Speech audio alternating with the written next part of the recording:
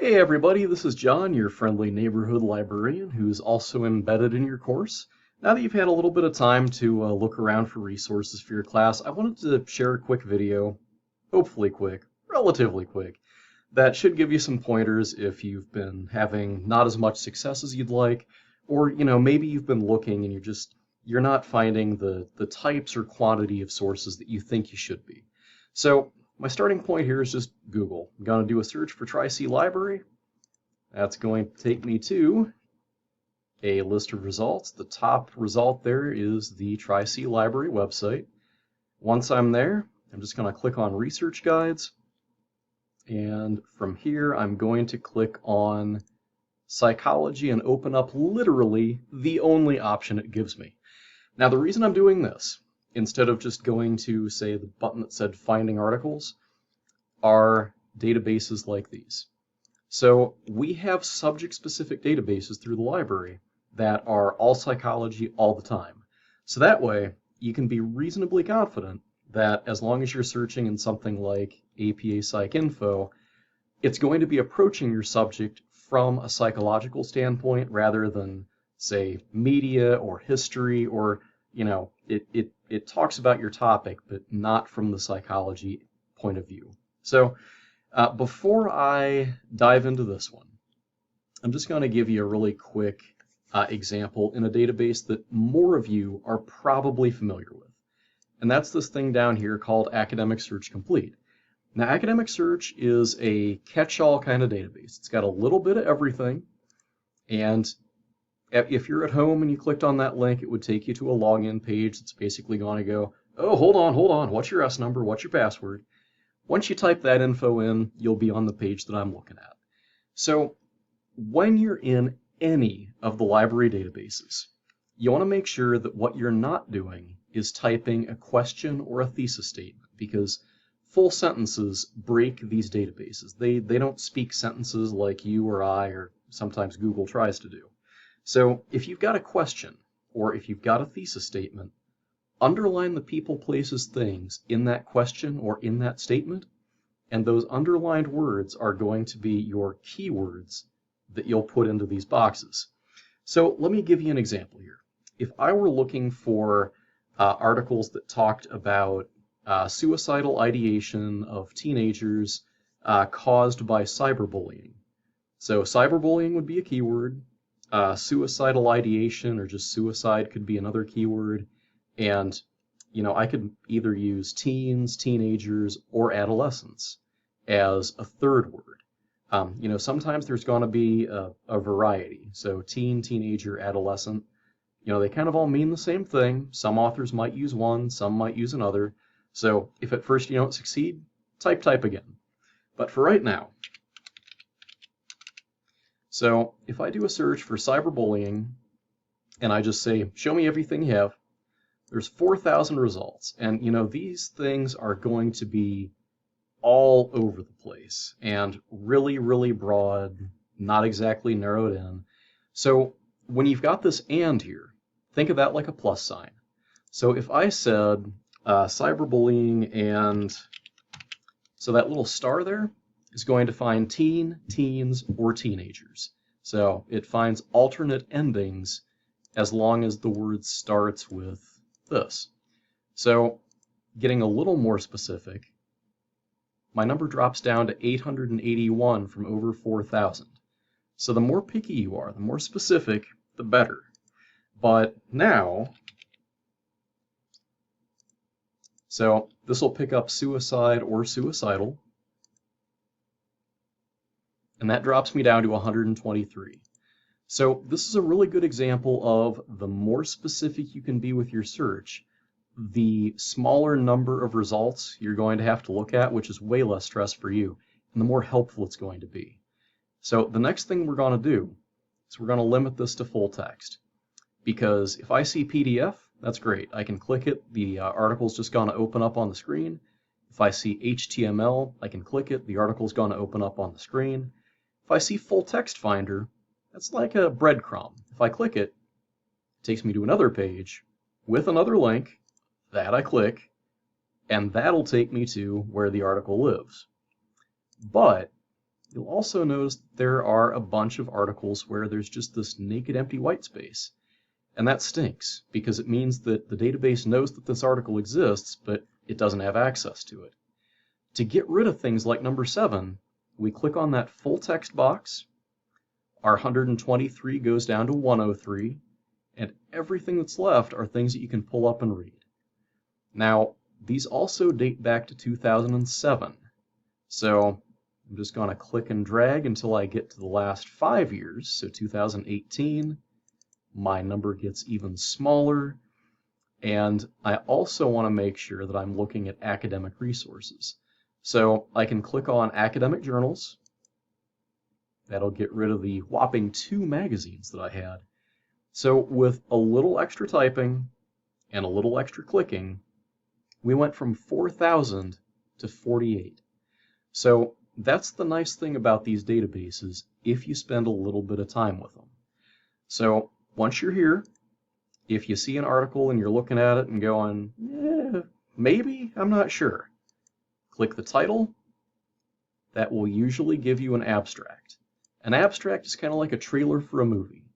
It gives you enough information to tell you whether you want to watch the whole movie, but it's not a replacement for watching the whole thing. Abstracts work the same way. It tells you what the article is going to talk about, which will save you from having to read a 14-page article before you decide whether or not that's going to be useful for your paper, project, speech, whatever you're going to be doing. So if this is useful, fantastic. From here, you can click the breadcrumb or the full text link. If you need a citation, you just go over here to where it says Cite. You click it, you scroll down to APA, there's your citation. You can also email the article and the citation to yourself. So, if you're kind of doing some research here and there, that can be a really useful thing. Make sure that you select APA. You can send it to a personal email, Tri-C email, doesn't matter. So that's the really quick crash course in sort of a general database. But, like I said, the reason why I sent you to the psychology database in the first place is that there's this APA PsycInfo database. Now, you'll notice it looks the same, but what you're searching when you're searching PsycInfo is all psychology, and most of what's in here is peer-reviewed by default. So if you want the best bang for your buck and the most useful database for a psychology class, start with PsycInfo. So what we're going to do before we dive in here is I'm going to show you this APA Thesaurus of Psychological Index Terms.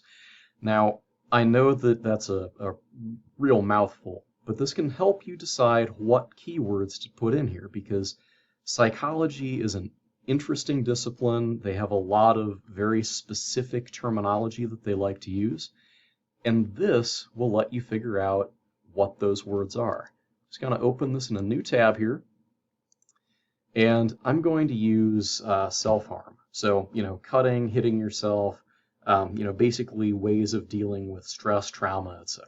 So if I say, show me self-harm, so there's not a whole lot popping up in here, but here's one of the tricks.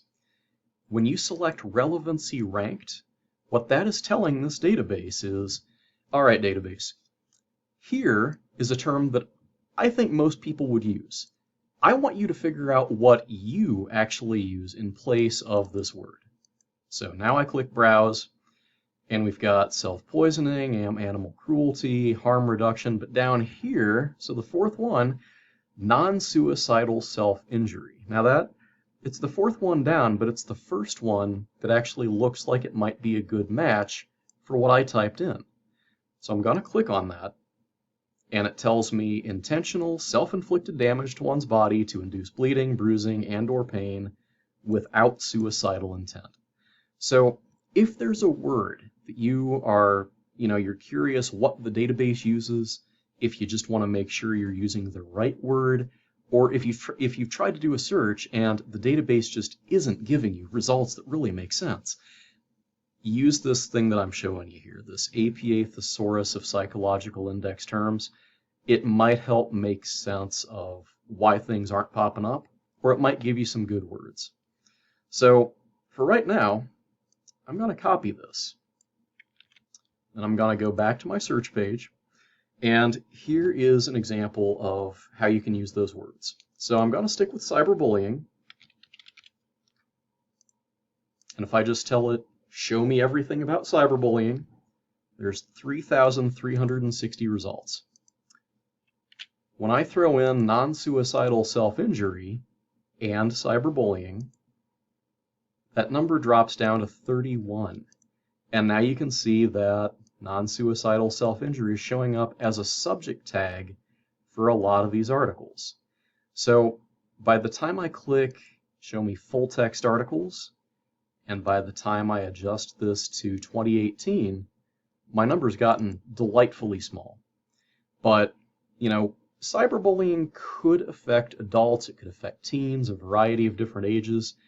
Here is one reason why PsycInfo is so fantastic. This is the only database we have that lets you filter by things like age or gender. So if you're specifically looking at young adults, so 18 to 29 years old, you can click that. If you're looking at adolescents, so teenagers, you can click that box instead. Now everything left on here will absolutely deal with the age group that you're looking at. If you're looking for a particular gender, you can do that as well. And you know, there are limitations here. So you know, if you're looking at anything relating to transgender individuals, the database hasn't caught up with that yet. So that would be a keyword that you'd want to use up here. But the nice thing is that PsycInfo works very similarly to the other database we saw. If you click a title, you've got your abstract, so kind of like your movie trailer. If you see full text finder, it's going to give you a breadcrumb. So this would take me to a page with another link. And when I click the other link, that takes me to where the full text of the article lives. Okay? So back on that original page, I can still email the article to myself. I can still email the citation to myself. I can still generate a citation just by clicking on Cite and scrolling down to APA. And one other important thing is, if you ever want a link that will take you back to this exact page that we're looking at right now, that permalink down at the very bottom is the thing that you want. So one of the quirks with all of the EBSCO databases is that if you were to copy the URL up here and try to reuse it later, it won't work. That's a one-time temporary URL, which is dumb and annoying and silly, but they get around that by having permalink. So when you click this, if you copy this URL and paste it into a Word document or Blackboard or email, and you click this link, this one right here, later, it'll take you right back to this page that we're on right now. All right? So important thing, be picky, be specific, make sure that you're using the limiters on the left-hand side, and if you're still looking for resources, if you're not having a whole lot of success, or you just want to see if there's anything else out there that might be better, make sure that you reach out to me in that Ask Your Librarian discussion board.